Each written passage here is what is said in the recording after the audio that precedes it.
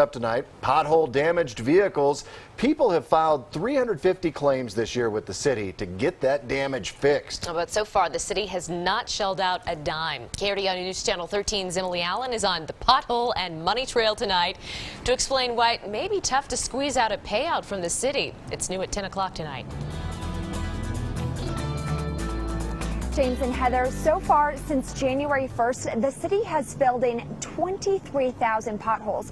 But as you can see, there are still tons of potholes around the city. And if your car hits one of these, it can be very expensive. And as drivers are figuring out, it's also not easy to get cash back. It's all aboard the big white van. I can whip this thing so powerfully, you'd be so surprised. Jacqueline Fair depends on this ride, and so do all the daycare children she drives to school. But a pothole sent it to the shop, and it took $1,100 in cash with it. So it was a large part of my income, and it was down, and I also missed a certain portion of my income because of not having the van at that time. She wanted to file a claim, but heard it's tough to get the city to chip in. We're not sitting around and we're not made of money. I work hard for my money. We have not paid on any claims to date. David Miller reviews the city's pothole claims, and while this pothole problem is rampant, the city gets some protection under governmental immunity. We have to have a reasonable amount of time to fix that.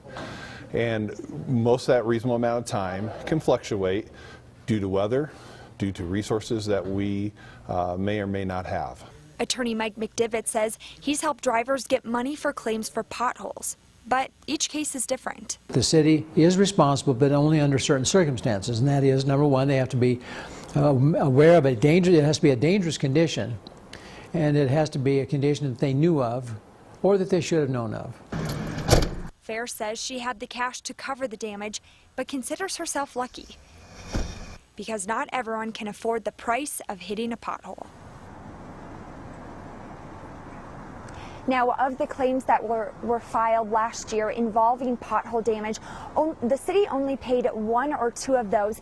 However, the risk management supervisor did tell me that he does encourage people to still go ahead and file those claims because, if anything, it does help them keep track of some of the problem potholes. In Colorado Springs, Emily Allen, KRDO News Channel 13. Thanks, Emily. And don't forget, you can report your potholes that you see right there at our website, KRDO.com. Once you're at KRDO.com, just click on Pothole Patrol. It's in the top news section. Well, we saw quick